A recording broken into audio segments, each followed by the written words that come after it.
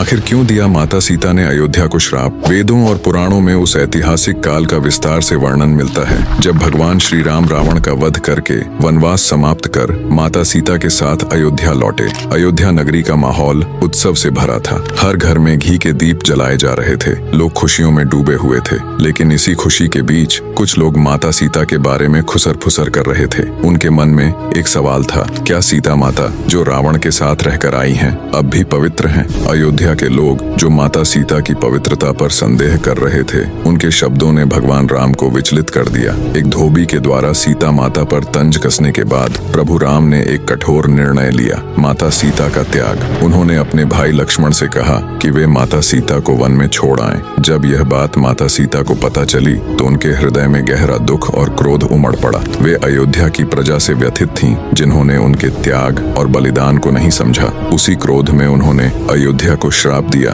जिस प्रकार मैं अपने पति से दूर रहकर वनवास में दुखी हूँ, उसी प्रकार अयोध्या के लोग भी सदा दुखी रहेंगे। यह नगरी कभी भी समृद्ध नहीं होगी। यहाँ के लोग सदैव दरिद्र रहेंगे और यह धरती उजड़ी रहेगी। कहते हैं माता सीता के इस श्राप का असर सदियों तक अयोध्या पर रहा। महाभारत के युद्ध में रघुवंश के अंतिम राजा बृहद्बल की मृत्यु के साथ यह वंश समाप्त हो गया। इसके बाद अयोध्या नगरी वीरान हो गई और उसकी पूर्व की समृद्धि कभी वापस नहीं लौटी। तो क्या यह सब माता सीता के श्राप का ही परिणाम था? इतिहास और पुराणों में दर्ज ये कहानियां हमें सोचने पर मजबूर कर देती हैं कि न्याय और अन्याय के भंवर में फंसे पात्रों की वेदनाएं किस हद तक पहुंच सकती हैं। इस कहानी ने आपको कैसा महसूस कराया? अपने विचार कमेंट्स में जरूर बताएं और ऐसी ही अनसुनी कहानियों के लिए हमारे चैनल को सब्सक्राइब करें।